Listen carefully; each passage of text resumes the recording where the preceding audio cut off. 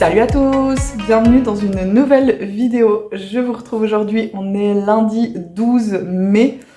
Je vous prends enfin face cam, en fait il n'y aura que cette séquence du coup pour cette vidéo, puisque le week-end ne s'est pas déroulé comme c'était prévu. Je veux juste vite me présenter parce qu'il y a eu pas mal de nouvelles personnes qui se sont abonnées à la chaîne ces derniers jours.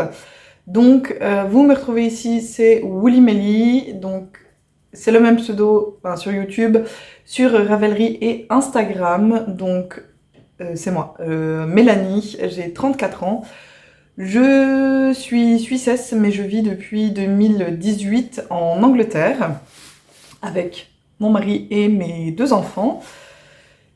Je vous parle ici de loisirs créatifs, plus principalement de crochet. En fait, j'ai vraiment commencé avec uniquement le crochet. Et depuis bientôt une année, en fait, je me suis mise plus activement, on va dire de manière plus régulière, au tricot également. Donc voilà, je vous présente surtout du crochet et du tricot. Il arrive parfois que je vous montre du point de croix ou d'autres choses, mais c'est surtout crochet et tricot. Ah oui, jeudi, je vous ai quitté en vous disant que j'aurais plein de temps le week-end pour faire des choses et ça s'est pas passé comme prévu. Pas du tout, puisque en fait, mon mari avait prévu d'emmener les enfants faire du camping le samedi, du samedi au dimanche. Ils avaient prévu d'aller au camping tous les 3. Et du coup, je devais être seule à la maison pendant plusieurs heures. Et jeudi soir, en rentrant de l'école, le grand était pas très en forme. Et il avait un tout petit peu de fièvre, mais j'avais encore l'espoir de me dire que peut-être le matin, en se levant, il allait être bien. Et en fait, non. Vendredi matin, il s'est levé avec 39 de fièvre. Donc bon, le week-end était annulé. J'ai quand même réussi à crocheter et tricoter pas mal parce que mon mari et le mini ont beaucoup travaillé dans le jardin. Ils ont nettoyé une bonne partie du jardin. Ils ont construit un compost. Mon mari, du coup, est à fond dedans. Et voilà. Il faut que je lui récupère tout ce que je peux récupérer à composter parce qu'il veut le mettre dans son nouveau compost. Donc voilà, eux, ils ont beaucoup travaillé dans le jardin et moi, je suis restée passablement avec le grand dedans pendant qu'il se reposait. J'ai pu un peu crocheter et tricoter. Donc voilà. Mais ça a un peu chamboulé les plans du week-end. Et ce qui devait arriver arriva quand vous avez des enfants en bas âge, c'est que quand il y en a un qui est malade, vous pouvez être sûr que quelques jours après, le deuxième va suivre. Et ce matin, c'est le mini qui s'est réveillé avec de la fièvre. Voilà. Maintenant, on croise les doigts pour que ni mon mari ni moi n'attrapions ce qui est en train de circuler dans la maison. Ma foi, on peut pas y faire grand-chose. On peut juste espérer. Je vais faire vite parce qu'il fait très chaud, j'ai dû fermer la fenêtre parce qu'il y a les grands qui sont en pause à l'école. Et alors je suis désolée pour tous les reflets lumineux qui arrivent de gauche et de droite. C'est le printemps, il y a du soleil. J'ai des Velux dans la cuisine, donc forcément le soleil arrive de plein d'endroits. Ça fait un peu des taches, je suis désolée. Et j'ai dû fermer parce que les grands font du bruit dans la cour de l'école. Donc ça faisait vraiment trop de bruit. Et en plus, il y a les avions qui passent, les fameux. Ce week-end, du coup, j'ai bien avancé le Desert Stroll de Knits and Knots. Et j'en suis pas loin de la fin. Je pense que je peux le finir, si ce n'est pas aujourd'hui, en tout cas demain. Mais à mon avis, je pourrais même le finir aujourd'hui. Donc la dernière fois que je vous l'ai montré, j'étais en train de faire le deuxième panneau, je pense. Donc voilà, c'est ce modèle-là, c'est un débardeur qui se crochette avec 2 panneaux identiques qui ont une première bande large et puis ensuite on va faire une bande plus fine qui va être en fait la partie qui couvre la poitrine. Je pense que j'étais en train de faire le deuxième panneau, j'ai pu depuis les coudre. Alors, en gros, elle nous dit d'utiliser la méthode qu'on veut. Non, elle nous en recommande une, mais elle nous dit après d'utiliser un peu la méthode qu'on veut. Moi, j'ai essayé de faire la couture la plus élastique possible, parce que tout le top est bien élastique, et c'est le coup où on vient faire des coutures et qu'on rend le tout très très serré. Mais je crois que je m'en suis pas mal sortie, la couture paraît élastique. Ensuite, elle vient nous dire de mettre notre ouvrage à l'endroit. Donc jusqu'à là, il n'y avait pas d'endroit ou d'envers, donc elle nous dit de choisir. Et moi, tout simplement, ce que j'ai fait, c'est que comme quand j'ai dû mettre des nouvelles pelotes, j'avais mis les fils d'un côté, et bien c'est mon envers, et là où il n'y a pas les fils, c'est mon endroit. Et elle nous dit de venir relever les mailles et de commencer à faire la bordure du bas. Et pourquoi dans mon cerveau, je sais pas ce qui s'est passé. J'ai bien mis le débardeur à l'endroit, mais ensuite je suis venue accrocher mon fil pour crocheter à l'envers. Je sais pas pourquoi. Donc j'ai fait un premier rang envers, en gros. Et après, je me suis rendu compte de mon erreur, donc j'ai tourné le tout et je suis venue faire la bande du bas à l'endroit. Alors elle nous recommande, je sais plus, 3 tours, je crois. Enfin, un premier plus 3 de plus. Et elle nous dit pas de changer de crochet. Mais moi, je trouvais que la bordure devenait trop lâche.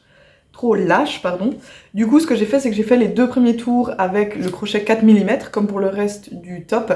Et puis, les 2 d'après, je suis venue en 3,5, juste pour resserrer un petit peu et éviter que ça gondole. Et je pense que c'est pas mal comme ça. Je l'ai pas réessayé, je l'avais essayé avant de faire la bordure et ça allait très bien. Non, c'est pas vrai, je l'ai essayé en fait. Mais vite fait, hier soir. Donc j'ai pas trop fait gaffe à la bordure du bas, comment elle va. Et ensuite, on doit venir faire nos bretelles.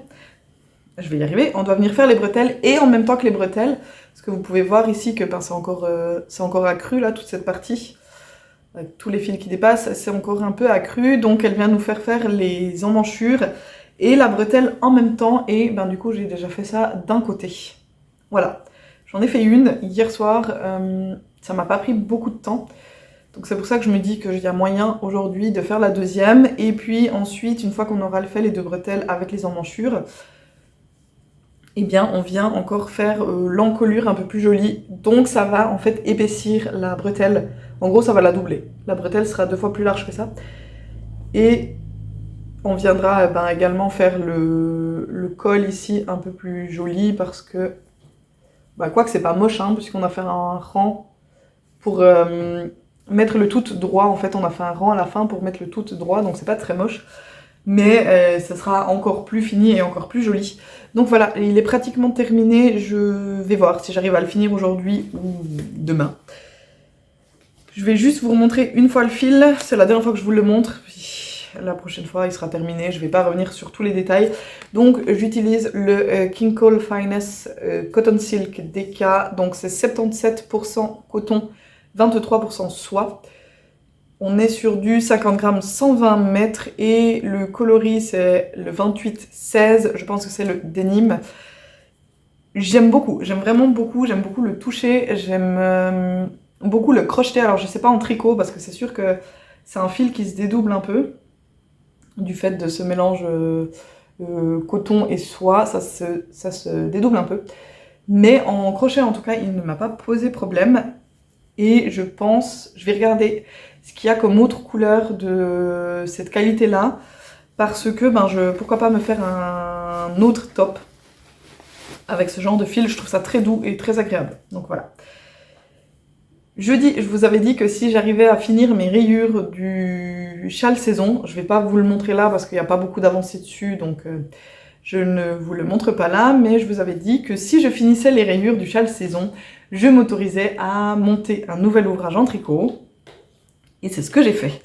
Donc j'ai décidé de sortir ce fil que je vous avais montré l'autre jour. Alors il est un petit peu plus foncé chez vous dû à la luminosité. C'est ce fil-ci, donc c'est la Kind Feather de chez Hobbii. On est sur du 100% acrylique, 100 grammes, 235 mètres. Donc c'est un fil DK. Et en fait, dans le patron, la designeuse, je vous ai pas encore dit ce que c'était, dans le patron, la designeuse nous dit d'utiliser un fil d'épaisseur Aran. Mais si on regarde bien ce qu'elle a utilisé, elle utilise un fil DK. En fait, elle a fait 2 versions. Elle en a fait un avec du DK doublé avec de la lace, donc ce qui donne bien du hareng. Mais elle a fait une autre version avec un fil DK simple. Et ça fonctionne aussi. Et en plus, celui-là, je trouve qu'il est très moelleux. Il est pas mal épais, donc je pense que ça va aller très bien. Je n'ai pas fait d'échantillon et j'ai décidé de partir sur la taille 1. pour réaliser un cardigan. Alors oui, aujourd'hui il fait 25 degrés, est-ce que j'ai envie de penser à porter un cardigan? Non. Mais je me dis que... Voilà, j'habite en Angleterre, j'habite pas dans les tropiques, donc... sous les tropiques. Donc probablement que il va y avoir encore pas mal de fluctuations au niveau de la météo. Et il va me servir, je n'en doute pas. Donc j'ai monté le Monrose Cardigan de Coco Amour. Ah, je m'étais dit qu'il fallait que je vérifie avant de venir, j'ai oublié. Coco Amour, j'ai Knitwear en tête, mais je suis pas sûre. Laissez-moi regarder si j'ai ça quelque part. Est-ce qu'il y a ton nom? Non, il n'y a pas le nom de la designeuse, donc je peux vous montrer juste à quoi il ressemble. Je vais vous montrer comme ça juste à quoi ressemble le cardigan. Donc je suis partie sur la taille 1 parce qu'elle nous dit que pour les 2 premières tailles, eh bien, il y a 41 cm d'aisance positive. Et pour les tailles d'après, il y a entre 21 et 41 cm d'aisance positive. Et je trouvais que 41 cm c'est énorme. Alors oui, il est très loose quand on le voit porté sur elle. Mais moi je ne le voulais pas forcément aussi loose que ça. Du coup, je suis partie sur la taille 1, ce qui me fait en tout cas un bon 21 cm d'aisance positive. Et comme j'ai tendance, je m'en suis rendu compte, à tricoter plutôt lâche, probablement que ce sera plus que ça. Alors j'ai pas fait d'échantillon et j'ai pas mesuré encore sur mon ouvrage là. J'ai commencé du coup le dos, et j'aime beaucoup. J'ai commencé le dos, on peut voir ici que j'ai mis des petits marqueurs, est-ce que j'arrive à vous montrer? Voilà, à partir du petit marqueur ici, j'ai fini les augmentations du dos. Là, je vais descendre tout droit un moment. Et puis après, il y aura encore des augmentations pour les emmanchures. Donc c'est un cardigan, pardon, qui se caractérise par une alternance de point mousse et de jersey. Donc voilà, on a des rangs en point mousse, puis des rangs en jersey, point mousse, jersey. Et je prends énormément de plaisir à le tricoter. Vraiment. Donc je le tricote avec les aiguilles recommandées qui sont des 5 mm. Et vraiment il est plus foncé chez vous, c'est dommage, il n'est pas aussi foncé en vrai, mais c'est pas grave. Voilà, j'adore, donc je descends le dos, et puis après il faudra venir relever les 2 devant. Alors ici on fait une petite bande de jersey, comme vous pouvez le voir, qui va donner un très joli détail en fait sur le... on le voit sur l'image que je vous ai montré. Ouais, on le voit là sur l'image. Ça donne un joli petit détail, je trouve, sur le dos du cardigan. Donc voilà, c'est la bande qui est ici. Cette petite bande en jersey ici, qui est très jolie. C'est un petit détail que j'aime beaucoup. Donc voilà, je prends énormément de plaisir à tricoter ceci. J'ai hâte de l'avancer. Je me suis donné des petits objectifs pour celui-là. Pas pour les autres, mais pour celui-là, je m'en suis donné. Et en fait, je me suis dit que chaque répétition que je dois faire à chaque fois, ça sera un jour. Et sur celle d'aujourd'hui, il me reste 4 rangs à faire et j'aurai fini ma partie d'aujourd'hui. Et je ne l'ai pas encore touché. C'est parce que hier, j'ai tricoté un petit peu plus que ce qui était prévu sur celui-là. Voilà.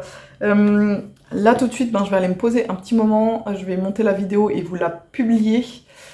Qu'est-ce que je prends? J'ai bien envie d'avancer mon châle, mon Stripometry de Steven West. Donc je pense que je vais me poser dehors avec de la glace et mon châle. Et je vais avancer ça. Voilà. En espérant que le mini ne se réveille pas trop vite de la sieste. Ça lui ferait du bien de dormir longtemps. Parce que là, il était vraiment capoute, le pauvre. Il s'est endormi super vite pour la sieste. J'espère qu'il sera un peu mieux au réveil. Donc je vais vous laisser là du coup pour aujourd'hui. Je suis désolée, c'était pas très long, j'avais pas grand chose à vous montrer. Je vous retrouve mercredi avec un nouveau vlog. Donc je vous souhaite une bonne journée ou une bonne soirée. En fait les autres fois je vous ai pas dit de mettre des emojis, mais je vais vous redonner les petits emojis de la fin, tenez. Donc aujourd'hui on est retourné voir les vaches avec le mini et du coup mettez-moi des petits emojis vaches s'il vous plaît. Donc voilà, je vous souhaite une bonne journée ou une bonne soirée. Je vous souhaite énormément de plaisir dans vos loisirs créatifs et je vous dis à mercredi. Allez, bye bye!